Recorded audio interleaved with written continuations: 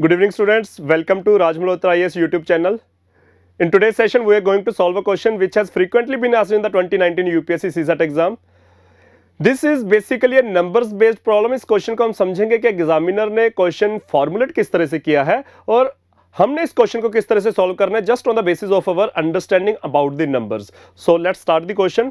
Question समझते क्या है. एग्जामिनर कह रहा है the number 136 is added to another number 5b7 जिसमें एक डिजिट उसने हमें मेंशन नहीं किया and the sum obtained by adding these two numbers is just 7a3 where a and b are the integers and it is also given that 7a3 the sum obtained is exactly divisible by 3 so the only possible value of b is. हमने इस question में examiner is saying that 136 3-digit number 136 has been added to another 3-digit number which is actually 5b7 जिसके unit place पर 7 है, hundreds place पर 5 है और tens place पर क्या है वो एग्जामिनर ने हमें नहीं गिवन दिया.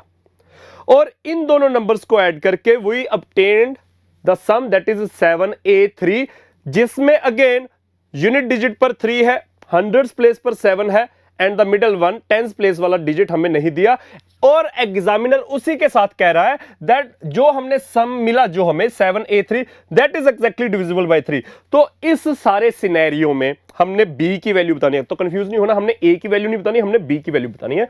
तो examiner is saying that 136 this is a 3-digit number and this number has been added to 5b7 where b is any integer. b can be 0, b can be 1, 2, 3 up to 9 कोई भी digit हो सकता है. तो इसे add करके हमें क्या मिला, इसे ऐड करके हमें मिला 7a3 और उसी तरह से a की भी कोई भी वैल्यू हो सकती है, 0 से लेकर 9 तक कोई भी डिजिट a हो सकता है. तो इसे ऐड करके जो हमें एग्जामिनर मेंशन कर रहा है कि जो सम मिला 136 और 5b7 को ऐड करके, एक तो वो 7a3 है और इंटरेस्टिंगली एक और चीज मेंशन कर रहा है एग्जामिनर दैट 7a3 जो हमें सम मिलेगा that is exactly divisible by 3. तो इस क्वेश्चन में हमें 3 का डिविजिबिलिटी रूल याद होना चाहिए. 3 का divisibility rule is nothing but the sum of digits जो है कि जिस भी नंबर को 3 से डिवाइड होएगा या नहीं होएगा, जिस भी नंबर का हमने डिविजिबिलिटी चेक करना है बाय 3 उसका sum of digits can be the multiple of 3 either 6 either 3 either 6 और आइदर 9 या 3 का आगे भी कोई बड़ा मल्टीपल, लेकिन and sum can be 3, 6 and 9 only. तो ये तो 3 का डिविजिबिलिटी रूल है जो कि 7a3 पर एप्लीकेबल होगा. लेकिन उससे पहले a की वैल्यूज क्या हो सकती है, b की वैल्यूज क्या हो सकती है. तो सबसे पहले स्टार्ट करते हैं बच्चे, ध्यान दीजिए. सबसे पहले यूनिट प्लेसेस ऐड होंगी. तो यूनिट प्लेसेस पर है 6 और 7 दैट विल बिकम 13. 6 और 7 यूनिट प्लेसेस ऐड होके हमें जो 13 मिलेगा उस 13 में से we will just write 3 at the unit place and 1 will go carry. 1 carry चला गया ना. तो अब हमने टेंस प्लेसेस को ऐड करना है. टेंस प्लेस पर एक जगह 3 है, दूसरी जगह b है, लेकिन जो 1 कैरी चला गया वो कैरी भी ऐड होगा. तो कैरी कितना आया 3 + 1 4 + b. तो a की वैल्यू बच्चे हमें कहां से मिलेगी, a की वैल्यू हमें मिलेगी 4 + b से. तो a की वैल्यू हमें 4 + b, b की जो भी वैल्यू होगी 4 + b विल बिकम a. और a क्या हो सकता है, b की सबसे छोटी वैल्यू क्या पॉसिबल है, b कैन बी 0 तो 4 + 0 will be 0. b can be 1 so 4 + 1 will be 5, a की वैल्यू 5 आ जाएगी. b can be 2 so 4 + 2 is 6, a की वैल्यू 6 आ जाएगी. तो b की कोई भी वैल्यू होगी 4 + b विल बिकम a. लेकिन उसके बाद टेंस हंड्रेड्स प्लेस पर 1 + 5 ये आपका क्या था, यहां 1 था और नीचे 5 है. 1 और 5 ने तो 6 बनना था, लेकिन यहां 7 लिखा होने का मतलब क्या है, यहां 7 लिखा होने का मतलब है कि यहां भी एक कैरी गया होगा. तो a की वैल्यू क्या होगी, a की वैल्यू 2 डिजिट्स की होगी ग्रेटर देन 9. a की वैल्यू डेफिनेटली ग्रेटर देन 9 होगी जिससे कि 10, 11, 12, 13 में से कुछ भी होने से वो एक कैरी भेजेगी. इसीलिए इन दैट केस ओनली हमें एक कैरी मिलेगा और 5 + 1 6 प्लस कैरी 1 ऐड होके नीचे 7 आएगा. तो एक चीज क्या श्योर हुई कि a की value is greater than 9. So a can be 10, a can be 11, a can be 12, 13, 14 कुछ भी हो सकता है. अब देखिए जो टेंस प्लेसेस पर हमने ऐड करना है, 1 कैरी गया था, 3 और b ऐड करने हैं, तो ये तो ऑलरेडी 4 बन रहा है.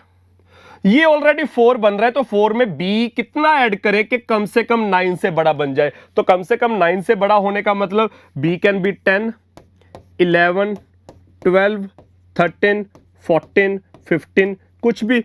तो b की वैल्यू क्या होगी? b की वैल्यू विल बी कम से कम 6 होगी कि यहां a जो है 10 बन जाए। तो 4 + 6 कैन बी 10। अब b की वैल्यू 7 भी हो सकती है, 4 + 7 विल बी 11, 11 में से 1 लिखा 1 कैरी। b की वैल्यू 8 हो सकती है, तो 4 + 8 इज 12, 2 लिखा 1 कैरी। b की वैल्यू 9 हो सकती है, 4 + 9 इज 13, 3 लिखा 1 कैरी। अब b की वैल्यू 10 नहीं हो सकती because b is a single digit integer.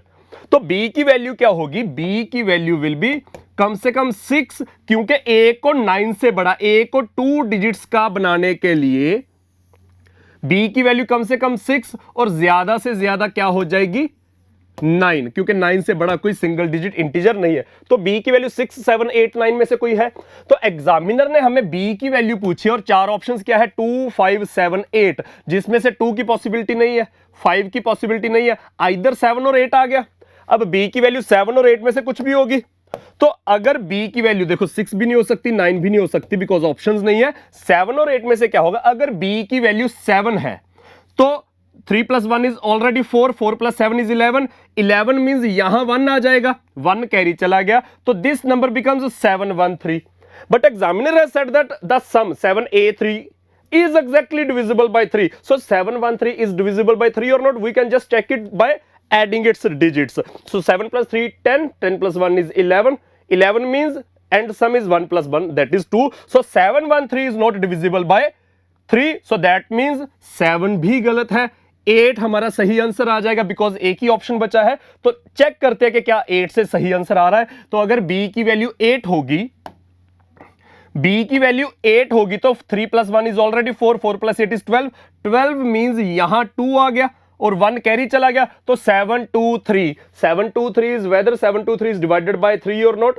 3 का डिविजिबिलिटी रूल लगाया, 7 + 2 is 9, 9 + 3 is 12, 12 means 1 + 2 is 3, so 723 is divided by 3, so it means b की वैल्यू क्या होगी? b की वैल्यू विल बी 8। तो इस क्वेश्चन में एग्जामिनर ने हमसे b की वैल्यू पूछी थी, तो दैट विल बी 8। और अगर इसी क्वेश्चन में एग्जामिनर ने हमसे a की वैल्यू पूछी होती तो a की वैल्यू आ जाती आपकी 2, तो a की वैल्यू फिर 2 आ जाती। एग्जामिनर ने b की वैल्यू पूछी तो हमने b की वैल्यू निकाली, दैट इज 8। तो ये हमारा 2019 का यूपीएससी सीसेट का क्वेश्चन था।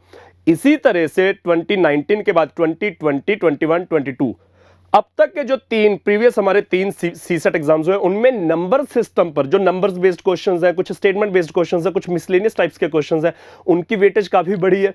हमने यूट्यूब पर भी डिस्कस किया था, जो हमारा पेड बैच चल रहा है उसमें भी बहुत डिटेल्ड एक डिस्कशन की थी कि यूपीएससी के जो चेंजिंग ट्रेंड्स हैं सीसेट को लेकर, सिस्टम वाले जो सारा 3 सब्जेक्ट्स का उनमें वेटेज किस तरह से चेंज हुई है, आगे क्या एक्सपेक्टेड है कि मैथ्स के कितने क्वेश्चन रहेंगे 2023 में, मतलब रीजनिंग और इंग्लिश के कितने रहेंगे, और सिर्फ वेटेज ही नहीं, आपके जो क्वेश्चंस फॉर्मुलेट करने का मेथड है, किस पोर्शन में से ज्यादा क्वेश्चंस और किसी भी पर्टिकुलर पोर्शन में से किस तरह के क्वेश्चंस फॉर्मुलेट होंगे, ये थोड़ा अच्छे से डिस्कस किया था। तो उसी में से हमने कंक्लूड किया था कि नंबर सिस्टम पर जो आपके क्वेश्चंस बनते हैं, नंबर्स बेस्ड क्वेश्चंस है, कुछ मिसलेनियस टाइप्स है, उनकी वेटेज हर साल बढ़ती जा रही है। तो 2023 में भी एक्सपेक्टेड है कि उस तरह के क्वेश्चंस काफी आएंगे, तो उनकी हम प्रैक्टिस यूट्यूब पर कंटिन्यू रखेंगे। हर रोज शाम 5 बजे आपको अपने सीसेट का एक सब्जेक्ट यूट्यूब पर मिलेगा ही मिलेगा। तो अगले सेशन में मिलेंगे बच्चे, थैंक यू।